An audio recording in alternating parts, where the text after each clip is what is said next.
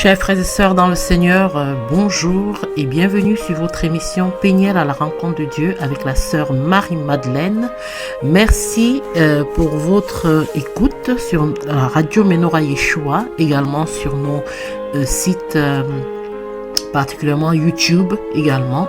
Que le Seigneur vous bénisse, qu'il vous garde et qu'il vous protège en ce matin du 1er novembre 2020. Que Dieu soit avec vous. Je bénis le Seigneur pour cette nouvelle journée et je suis encore heureuse de vous retrouver ce matin sur cette chaîne. À Dieu soit la gloire au nom de Jésus.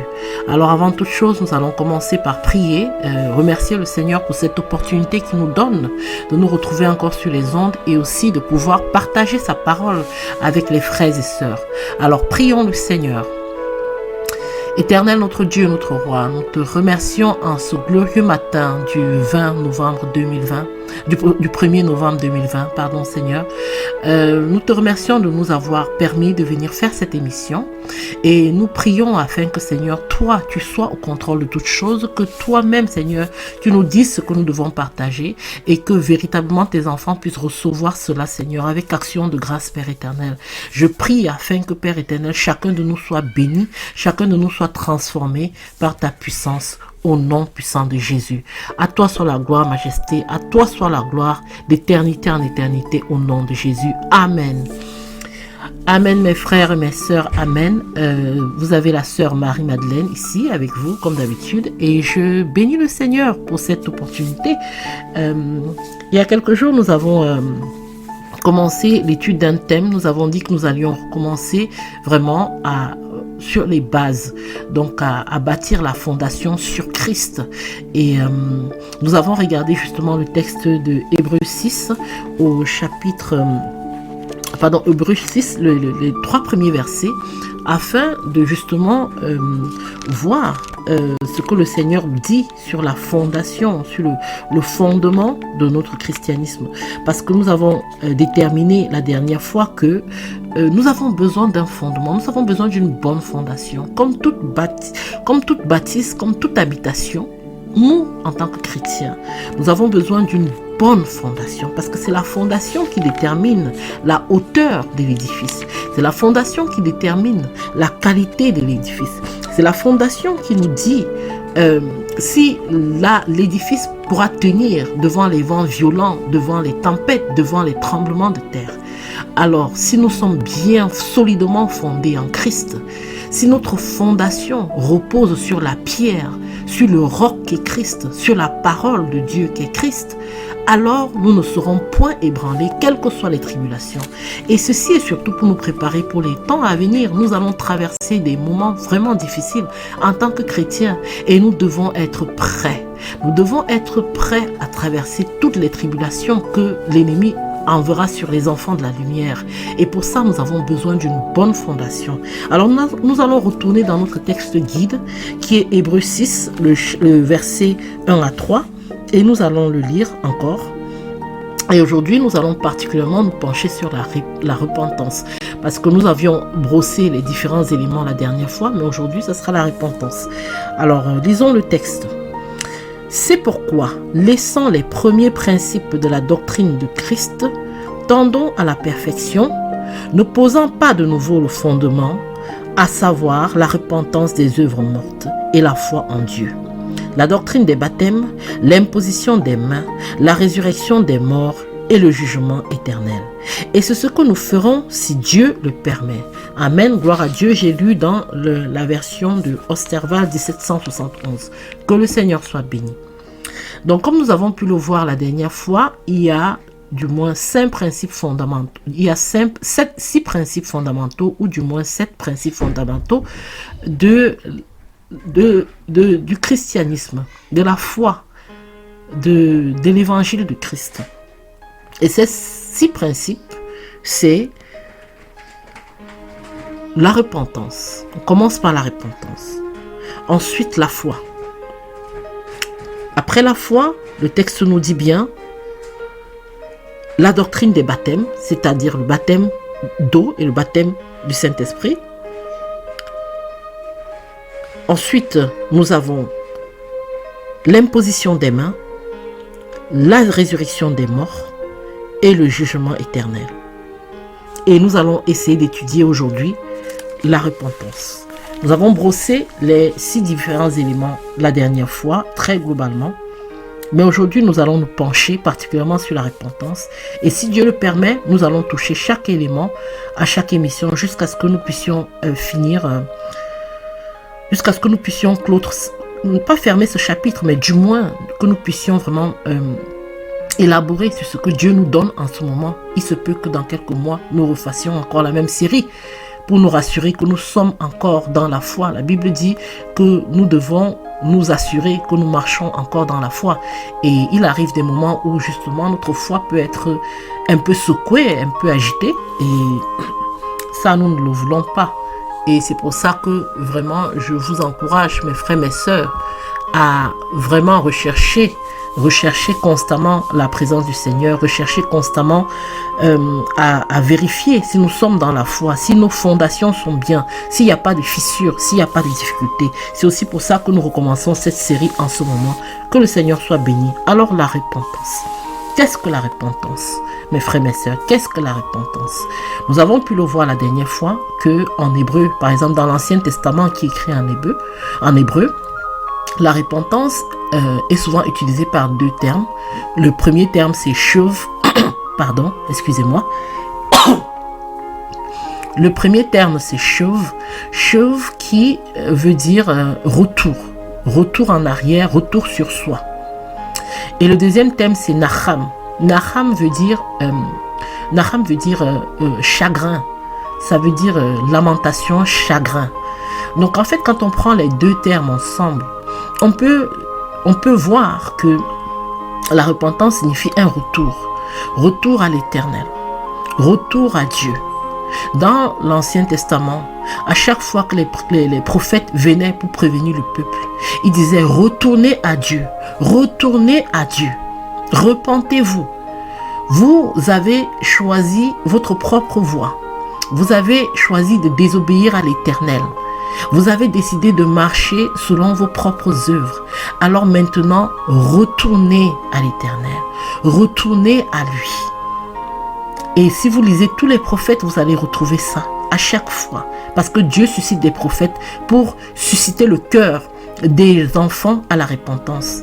Les prophètes de nos jours viennent nous prédire « Oh, vous allez être bénis. Oh, cette année, vous allez recevoir ci, vous allez recevoir ça. » Mais regardez bien, lisez tout l'Ancien Testament. Et vous allez voir, la plupart du temps, les prophètes étaient là pour crier au peuple de revenir au Seigneur, de retourner vers le Seigneur. Parce que très souvent, les calamités arrivent.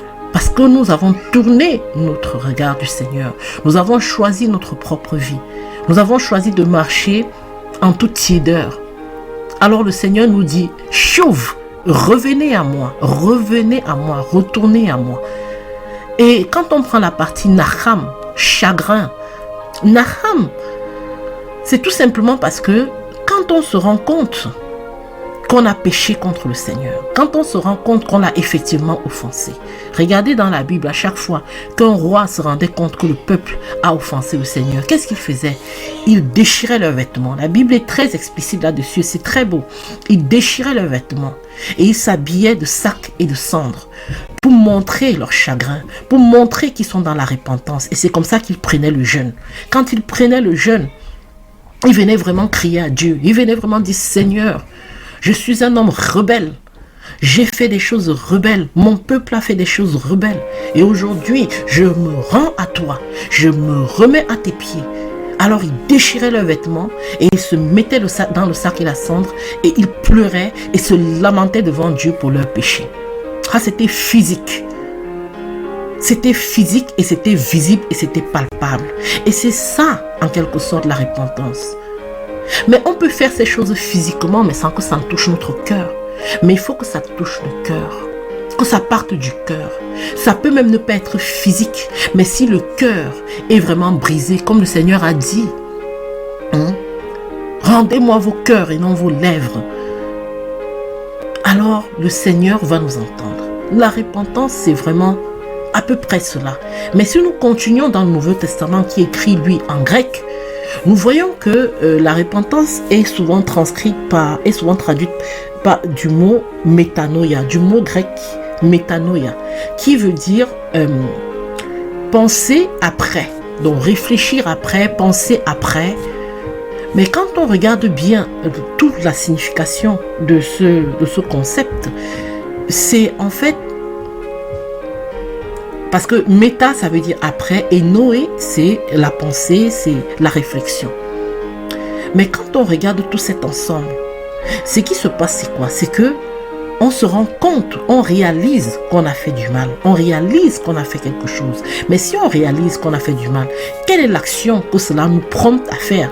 Parce que l'hébreu est une langue physique, elle est très imagée. Il faut savoir que les langues sont différentes selon l'utilisation. L'hébreu est une langue très physique, très palpable, ça utilise des termes imagés. C'est très imagé, un peu comme les langues africaines. C'est des langues imagées. Et la pensée hébreu ou la pensée sémitique, même la pensée africaine, c'est la pensée circulaire. Il y a une manière de penser qui fait que quand on pense, on agit. La pensée est associée à l'action. Mais le grec, en fait, est une langue moins imagée. Elle est plus éthérée, si on peut dire ainsi.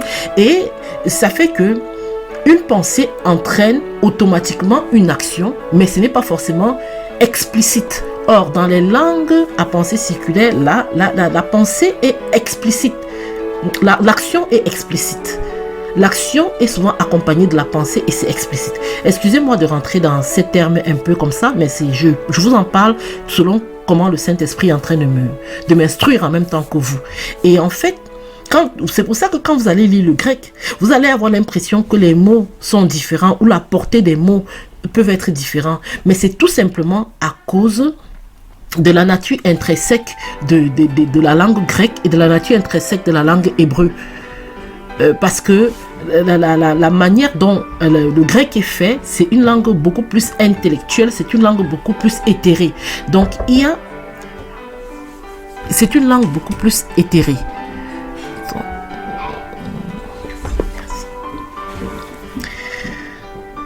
Et donc, en fait, ça fait que on a tendance à penser plus dans la tête, mais l'action suit automatiquement sans que cela soit explicite dans la parole. C'est un peu comme, je vais vous comparer deux choses très simples pour ceux qui parlent l'anglais et le français.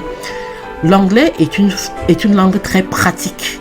C'est-à-dire que même si vous ne comprenez pas l'anglais, si vous savez dire quelques mots en anglais, si un anglais vous parle, vous allez comprendre la grande majorité de la phrase parce que les mots sont pratiques, c'est très explicite. Mais si un français vous parle, vous aurez du mal à comprendre si vous ne parlez pas bien français parce que le français est beaucoup plus abstrait, si je peux le dire ainsi. Parce que j'essaye de trouver un exemple, mais ça ne me vient pas. Mais pour ceux qui parlent l'anglais et le français, ils comprendront très bien ce que je veux dire. Et c'est pour ça que, même dans les traductions, il faut toujours demander que l'esprit nous guide pour bien comprendre la pensée complète du mot. La pensée complète du mot. Et donc, pour en revenir à la repentance, en grec, c'est métanoïa. Cela implique une réflexion et cela implique une action qui va succéder à la réflexion. Et moi, ce qui me permet, dans la parole de Dieu, ce que je peux dire, qui me touche vraiment et qui, pour moi, est un exemple palpable de la repentance, ce serait l'image du fils prodige. Si nous allons dans Jean, je crois que c'est dans Luc 15, je crois bien que c'est dans Luc 15, la parabole du fils prodige. Et dans ce chapitre-là, le Seigneur nous parle donc de ce jeune homme. On va le lire ensemble afin d'en saisir toute l'essence. Que le Seigneur soit béni. Merci Seigneur. Alors, nous allons dans Luc 15 et nous allons lire l'histoire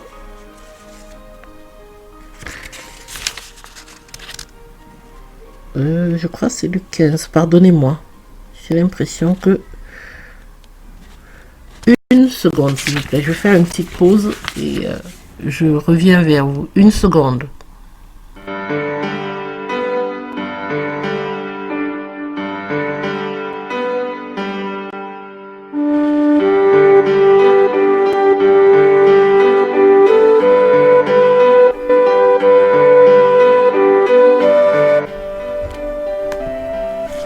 Oui, mes frères, mes sœurs, nous sommes bien dans Luc 15 et nous allons lire la parabole du fils prodige. Alors, c'est de Luc chapitre 15 du verset 10 au verset 32.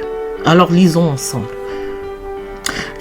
Je vous dis qu'il y a de même de la joie devant les anges de Dieu pour un seul pécheur qui s'amende ou qui se repentit, qui se repent. Il leur dit encore, un homme avait 2 fils. Donc le plus jeune dit à son père, mon père, donne-moi la part du bien qui me doit échoir. Ainsi le père leur partagea son bien. Et peu de jours après, ce plus jeune fils ayant tout amassé, s'en alla dehors dans un pays éloigné. Et il y dissipa son bien en vivant dans la débauche. Après qu'il eut tout dépensé, il survint une grande famine en ce pays-là. Et il commença à être dans l'indigence. Alors il s'en alla et se mit au service d'un des habitants de ce pays-là. Il envoya dans ses possessions pour paître les pourceaux. Il eût bien voulu se rassasier des carouges que les pourceaux mangeaient, mais personne ne lui en donnait. Étant donc rentré en lui-même, écoutez bien ce mot, étant donc rentré en lui-même, merci, verset 17, il dit, combien il y a de gens au gage de mon père qui ont du pain en abondance et moi je meurs de faim. Je me lèverai et m'en irai vers mon père et je lui dirai, mon père, j'ai péché contre le ciel et contre toi.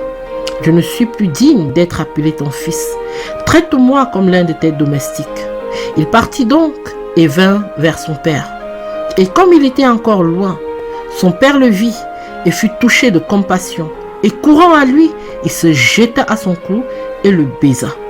Et son fils lui dit, mon père, j'ai péché contre le ciel et contre toi. Je ne suis plus digne d'être appelé ton fils. Mais le père dit à ses serviteurs, apportez la plus belle robe et l'en revêtez, et mettez-lui un anneau au doigt et des souliers aux pieds. Amenez le veau gras et le tuez, mangeons et réjouissons-nous. Parce que mon fils que voici était mort et il est revenu à la vie. Il était perdu, mais il est retrouvé. Et ils commencèrent à se réjouir. On va s'arrêter là pour cette parabole. Je veux vraiment m'arrêter sur la repentance. Et là, nous voyons un fils qui a pris son héritage, qui allait le gaspiller, a tout perdu et se retrouvait plus pauvre qu'un pauvre. Et se retrouvait à manger avec des porcs, avec des cochons. Même, il n'arrivait même pas à manger parce qu'on ne lui donnait même pas la nourriture des cochons. Donc, à mon avis, il avait juste de quoi s'abriter, mais il n'avait pas à manger. Et c'est là, au verset 17, on dit, étant donc rentré en lui-même. J'aime bien ça. Donc, il est rentré en lui-même. Métanoïa, il a pensé après. Il a réfléchi. Il a dit, mais qu'est-ce que je fais ici parmi les cochons? Alors que mon père est riche. Même si je retourne chez mon père pour juste lui demander un travail, je vivrai beaucoup mieux que ce que je suis en train de faire ici. Donc, il s'est rendu compte qu'il s'était égaré. Nous avions dit la dernière fois que la repentance, c'est cette image. C'est que je suis en train d'aller dans une ville du Nord. Quel que soit le pays où vous vous trouvez. Je suis en train d'aller dans une ville du Nord. Mais sur le chemin, je me rends compte que j'ai plutôt pris la direction du Sud. Donc l'opposé. Et quand je me rends compte de cela, alors je réfléchis. Je dis, qu'est-ce que je dois faire? Automatiquement, dès que je me rends compte que je suis sur le mauvais chemin, alors je fais demi-tour et je rentre pour aller vers la direction que je dois suivre. C'est ça un peu la repentance. La repentance, c'est que nous avons choisi notre propre vie. Comme le fils prodige, Dieu nous a créés et nous a donné un héritage en Christ Jésus. Mais pour ceux qui n'ont jamais entendu parler de l'évangile, leurs parents n'ont pas suivi le Seigneur. Les parents de leurs parents, etc. Toujours est-il qu'ils sont sur la mauvaise voie. Pour ceux qui ont une fois écouté l'évangile et qui savent que Jésus-Christ est le chemin, la vérité et la vie, ils ont pris d'autres chemins parce qu'ils se sont dit que c'était mieux pour eux. C'était mieux de plutôt suivre l'islam, par exemple. C'était mieux de plutôt devenir athée, par exemple. C'était mieux de plutôt devenir bouddhiste, par exemple. Et ils ont abandonné le Seigneur. Pour certains, ils ont grandi dans une famille chrétienne. Mais à un moment donné dans leur vie, ils se sont dit non, c'est mieux vraiment d'abandonner tout ça et de ne plus croire à rien. Et c'est comme ça que nous marchons dans nos péchés, dans nos souillures. Parce que quand on s'éloigne de Dieu, on pêche automatiquement, qu'on le veuille ou pas, parce que le péché est là à notre porte pour nous saisir. Personne ne peut dire qu'il n'a jamais menti, personne ne peut dire qu'il n'a jamais volé, personne ne peut dire qu'il n'a jamais eu des pensées mauvaises contre son prochain, personne ne peut dire qu'il n'a jamais vraiment souhaité du mal à qui que ce soit, personne ne peut le dire. En tout cas, parmi tout ce que j'ai cité, au moins un de ces péchés, tu l'as commis, mon frère, toi qui m'écoutes. Et ça veut dire quoi? Que tu es un pécheur. Si tu n'as pas demandé pardon au Seigneur et demandé à Jésus de te laver par rapport à ton péché, tu es un pécheur. Et parce que tu es un pécheur, tu as besoin de repentance, tu as besoin de réaliser que tu es sur la mauvaise voie. Père, mais tu ne veux pas ça. Personne ne veut, dans son profond intérieur, aller consumer pendant des années et des années dans la souffrance éternelle. Alors, tu es sur la mauvaise voie. Et parce que tu es sur la mauvaise voie, tu te rends compte à un moment précis dans ta vie. Mais qu'est-ce qui m'arrive? Pourquoi est-ce que je suis comme ça? Qu'est-ce qui se passe? Et tu réfléchis. Je suis en train d'aller sur la mauvaise voie. J'ai choisi ma propre voie. J'ai fait mes propres choix. Mais je me rends compte que mes choix ne m'ont pas réussi. Ça ne m'apporte pas le bonheur. J'ai choisi de consommer des substances. J'ai choisi de vivre une vie de débauche. J'ai choisi d'abandonner ma femme et mes enfants. J'ai choisi d'abandonner mon mari et de vivre ma vie de célibataire.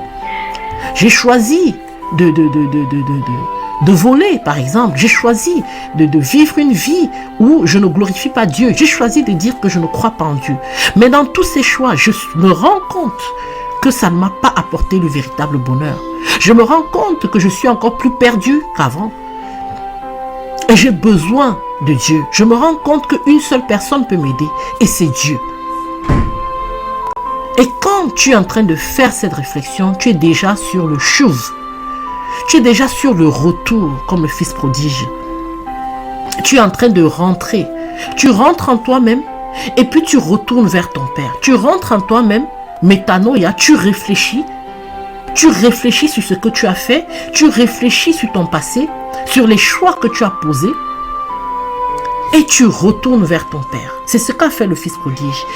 Il a réfléchi et il est retourné vers son Père. Et ce retour, c'est quoi? Pour le fils prodige, oui, il a fait effectivement un retour, un voyage de retour. Mais toi, quand tu es en train de réfléchir que voilà, j'ai mal fait, et que tu dis non, maintenant je vais aller vers le Seigneur, je vais prier et je vais implorer la grâce et la miséricorde du Seigneur afin qu'il m'aide. Plus, quand tu es en train de faire cette pensée dans la tête, c'est la métanoïa. Tu es en train de réfléchir en même temps, oui, voilà ce que j'ai fait. Et quelle est donc la solution? C'est de revenir à Dieu. Tu es en train de te repentir. Et parce que tu te rends compte de cela, tu es poussé par l'esprit de demander pardon à Dieu pour tes péchés. Tu es poussé par l'esprit d'implorer la miséricorde du Seigneur. Parce que tu reconnais que tu es un pécheur. Tu reconnais que tu as mal fait. Tu reconnais que tu as mal agi. Et maintenant, tu veux marcher avec le Seigneur. Maintenant, tu reconnais, Seigneur, j'ai besoin de toi. J'ai besoin que tu m'aides. J'ai besoin de ton secours. Et ça, c'est l'œuvre du Saint-Esprit dans ton cœur. Parce qu'à partir du moment où tu t'humilies et que tu reconnais que tu t'es trompé, que tu reconnais tout simplement que tu as fait le mauvais choix et que tu as besoin de Dieu, le Saint-Esprit vient maintenant en toi. Il t'aide à te repentir. Il te donne une repentance profonde. Une repentance qui vient du cœur. Une repentance où tu te rends vraiment compte. Tu commences à ressentir Nacham. Tu commences à ressentir le chagrin. Tu commences à ressentir la douleur de ta vie. Tu commences à pleurer sur ton passé. Tu commences à te dire, mais qu'est-ce que j'ai fait? Seigneur, je me rends compte que j'ai péché contre toi. J'ai fait des mauvais choix. Ces mauvais choix ne m'ont rien donné. Ça ne m'a rien donné. Ça ne m'a pas apporté un bonheur qui dure. C'était toujours un plaisir éphémère. Et après, j'avais besoin de plus, de plus. Est-ce que c'était de l'argent? J'ai poursuivi l'argent.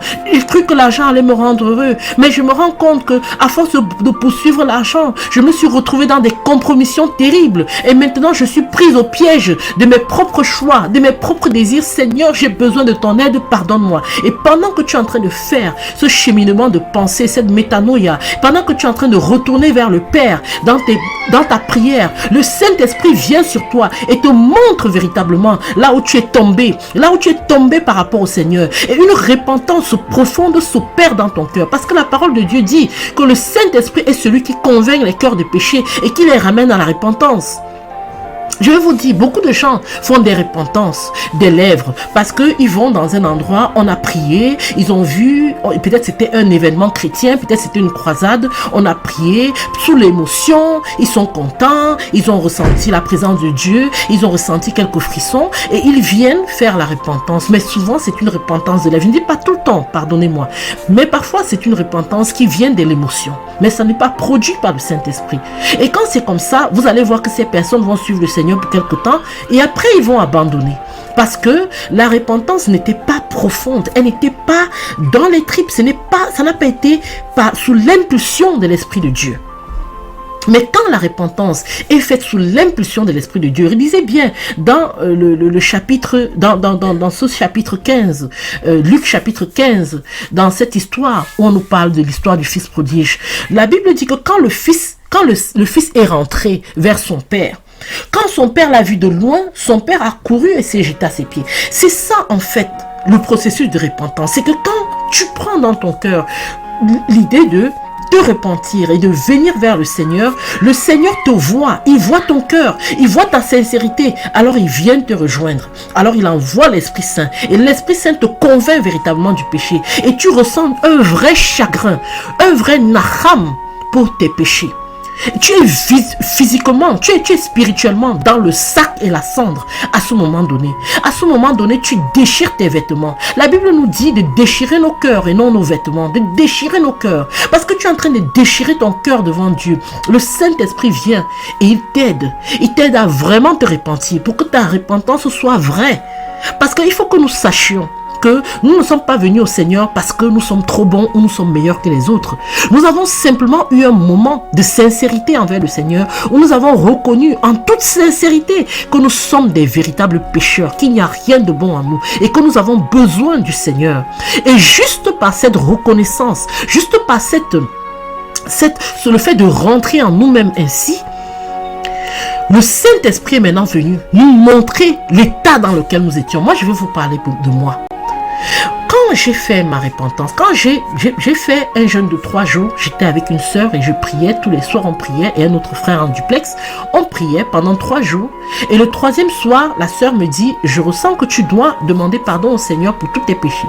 Alors j'ai commencé, vraiment j'étais sincère, je voulais vraiment en finir avec ma vie. Au bout du 3e jour du jeûne, je suis arrivée à un niveau où, c'est comme si, je sais pas, le Saint-Esprit a opéré quelque chose en moi, et il m'a fait réaliser que j'avais besoin de lui demander pardon. Alors dès que la sœur l'a fait, j'ai commencé à demander pardon, vraiment ouvertement. Je ne sais pas, le Saint-Esprit m'a impulsé et je parlais fort à haute voix et je demandais pardon pour mes péchés. Le Seigneur m'énumérait les péchés et le Saint-Esprit m'a saisi à ce moment. J'ai commencé à voir ma vie. J'ai eu l'impression d'être le fils prodige à ce moment-là, d'être avec les porcs, avec les cochons, en train d'essayer de manger dans la boue, de patauger dans la boue avec les cochons. La vie que je trouvais être une superbe vie, une vie de socialite, une vie où je sortais régulièrement, où j'étais avec une communauté et j'étais plus ou moins reconnu, j'étais plus ou moins quelqu'un. J'ai commencé à voir ça comme de la boue. J'ai commencé à voir ça comme vraiment voilà, ce que vous imaginez. Je ne vais pas prononcer le mot, mais c'était vraiment pas beau.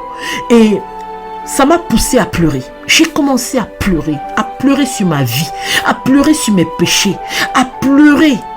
Le Saint-Esprit m'a visité en ce moment et je vous dis que dès que j'ai fini cette prière, ma vie a changé.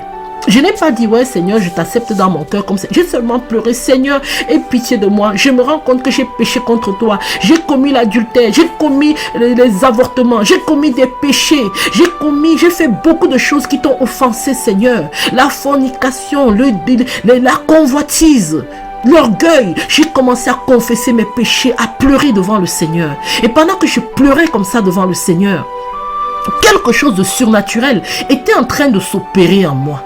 Quelque chose de surnaturel était en train de se passer en moi. Moi-même, je ne savais pas ce qui se passait. Tout ce que je savais, c'est que je pleurais à Dieu. J'étais dans Naham. Donc après d'être rentré en moi-même, d'avoir pensé après, d'avoir réfléchi sur ma vie et d'avoir vu que non, il y a quelque chose qui ne va pas. Et j'ai commencé à implorer le pardon de Dieu. Je me suis retourné vers le Seigneur. J'ai fait le chouf, je suis retourné. Maintenant j'étais dans Naham. Je pleurais sur ma vie. Je pleurais et j'implorais le Seigneur. Seigneur, aide-moi, j'ai besoin de toi. Quelque chose de surnaturel est en train de se passer, mes frères, mes sœurs. Quelque chose que l'homme ne peut pas fabriquer. Quelque chose que moi, je ne peux pas créer. Le Seigneur a ramené l'Esprit Saint. Il m'a vraiment montré ma vie. C'est pour ça que les larmes ont commencé à couler. C'est pour ça que les pleurs ont commencé à tomber. Il m'a montré la saleté dans laquelle j'étais. Il m'a montré les souillures. Et il m'a dit, voilà ta vie. Et je pleurais sur ma vie. Et je pleurais. Mais quelque chose d'étrange s'est passé à la fin de la prière. Je me suis senti libre, comme dégagé d'un poids. Et je vous dis, mais jusqu'à présent, jusqu'à là, je ne réalisais pas encore ce qui s'est passé. Je ne réalisais pas qu'un grand miracle s'était opéré en moi. J'ai simplement dit, Seigneur, pardonne-moi, je veux marcher avec toi, je veux te suivre. Ça, c'était ma prière. Je n'ai pas répété une prière. Je ne dis pas que pour tout le monde c'est pareil. Je vous raconte mon témoignage. Et quand ça s'est fini, je suis allée chez moi, j'ai dormi. Le lendemain, ma vie avait changé. Le lendemain, tout était devenu différent. Ma perception du monde a changé du jour au lendemain. C'est-à-dire la veille, j'étais soucieuse, j'étais inquiète par mes affaires, par différentes choses. Le lendemain, j'étais remplie d'une joie. Je ne sais pas ceux qui connaissent cette chanson. Je suis dans la joie, une joie immense. Je suis dans l'émotion, car Yahweh m'a libéré. Ça, c'est mon témoignage. C'est ce qui s'est passé dans ma vie. Le lendemain, j'ai changé. Et depuis lors, ça s'est passé en février, je crois que c'était en fin janvier 2011. Et je ne suis plus jamais rentrée en arrière. Voilà comment le Seigneur m'a porté. Et je bénis Dieu. Je le bénis. Je ne dis pas que tout a été rose, mais je le bénis pour cette repentance. Le Seigneur m'a fait la grâce de vivre cette repentance. C'est une grâce de Dieu, mes frères, mes sœurs. Je n'ai rien fait pour ça. Je n'ai pas travaillé. Je suis juste rentré en moi-même. C'est tout. Et le Seigneur a fait le reste. C'est pour ça que métanoïa, c'est le même terme. Rentre en toi-même d'un cœur sincère et Dieu va faire le reste de l'action. Parce qu'autant dans l'Ancien Testament, c'était quelque chose de très physique, mais dans le Nouveau Testament, c'est spirituel. Le Seigneur nous dit de déchirer nos cœurs et non nos vêtements. Si tu arrives à un point de ta vie, mon frère, ma soeur, où tu déchires ton cœur, où tu te rends compte que waouh, la vie que j'ai menée jusqu'ici ne m'a rien apporté. Je veux la vie de Christ, je veux changer et j'implore la miséricorde de Dieu afin qu'il m'aide. Le Seigneur va te pousser à lui demander pardon pour tes péchés d'un cœur vraiment sincère. Et ce même Seigneur va courir vers toi parce que tu es retourné à lui. Et il va te dire, viens mon fils, il va tuer le veau gras pour toi. La Bible dit, au début du texte que nous avons lu, au verset 10, Luc chapitre 15, verset 10 nous dit, je vous dis qu'il y a de même de la joie devant les anges de Dieu pour un seul pécheur qui s'amende. Un seul pécheur qui se repent. C'est tout le paradis, c'est tout le ciel qui est dans la joie. Dieu tue le veau gras pour toi, mon frère. Si aujourd'hui tu entends ce message, n'endurcis pas tes oreilles. Si aujourd'hui tu entends ce message et que peut-être tu as une croyance en Dieu et jusqu'à présent tu n'as pas vraiment ressenti un changement en toi, va dans ta chambre, pleure devant Dieu. Demande-lui d'ouvrir tes yeux, que tu voies ce qui ne va pas dans ta vie et que tu te repentes d'un cœur sincère, que tu te repentes d'un cœur véritable. Si tu fais cela, mon frère, ma soeur, Dieu va t'entendre, il va te rejoindre et tu vas connaître la véritable repentance. Tu vas connaître la véritable repentance. Mon frère, ma soeur, je t'encourage aujourd'hui. Je ne dis pas que pour tout le monde sera aussi dramatique. Mais si tu es sincère, quelque chose va s'opérer en toi et le lendemain, tu seras une personne nouvelle. C'est ça la nouvelle naissance. Ça commence par la repentance. Nous allons rentrer en plus de détails sur la suite dans la prochaine émission. Mais je veux t'encourager, toi mon frère, toi ma soeur. Peut-être tu n'as jamais accepté le Seigneur. Peut-être tu ne sais même pas qu'il y a un Dieu. Peut-être dans ta tête tu te dis non, il n'y a pas de Dieu. Je vais mourir et il n'y aura plus rien après. Mais je vais te dire une chose, tu as une âme. Ton âme n'est pas visible. Tu ne peux pas toucher ton âme. Tu ne peux pas voir tes pensées dans ta tête. Mais elles sont bien là. Et ces pensées sont éternelles. Ton âme est éternelle.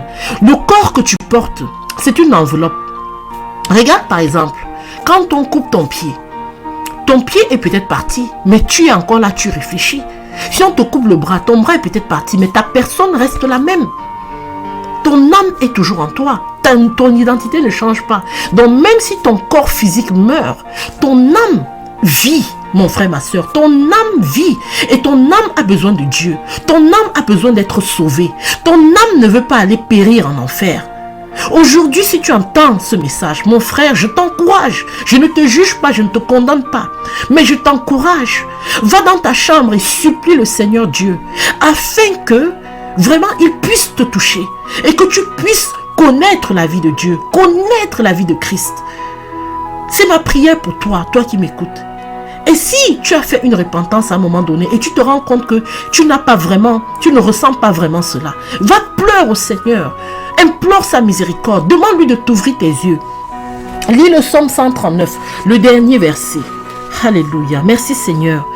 Et demande au Seigneur de te chercher, de chercher ce qui est en toi, ce qui ne le glorifie pas, afin que vraiment il puisse t'amener vers la voie éternelle. Mon frère, ma soeur, Dieu ne nous a pas créés pour que nous soyons juste des êtres humains comme ça et après c'est fini.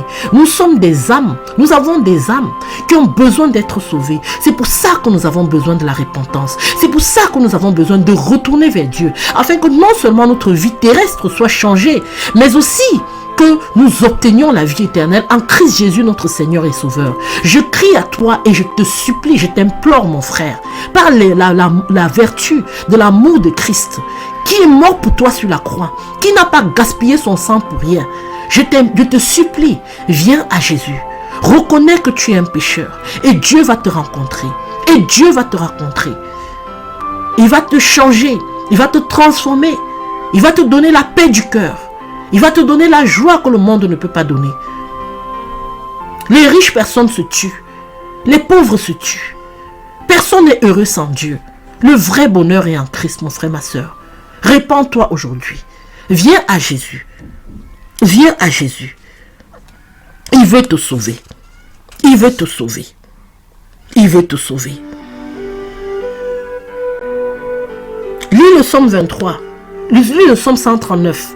Au verset 23, là où il est dit: ô Dieu fort, sonde-moi et considère mon cœur, éprouve-moi et considère mes discours. Regarde s'il y a en moi aucun dessein de nuire à personne et conduis-moi par la voie du monde. Alléluia. Mon frère, ma soeur, toi qui as écouté ce message aujourd'hui, j'espère que tu as été béni. J'espère que quelque chose de surnaturel s'est passé en toi. J'espère que le Saint-Esprit t'a visité. Et je prie, mon Dieu, mon roi, qu'il ne t'abandonne pas pour l'avènement de son Seigneur Jésus. Toi qui as écouté ce message jusqu'à la fin, je prie que quelque chose de surnaturel s'opère dans ton cœur et que tu viennes au Seigneur Jésus et que ta vie soit changée, transformée et que ton âme soit sauvée pour l'éternité. Au nom de Jésus, Amen. À la prochaine fois, mes frères, mes sœurs, soyez bénis dans le précieux nom de Jésus. Amen.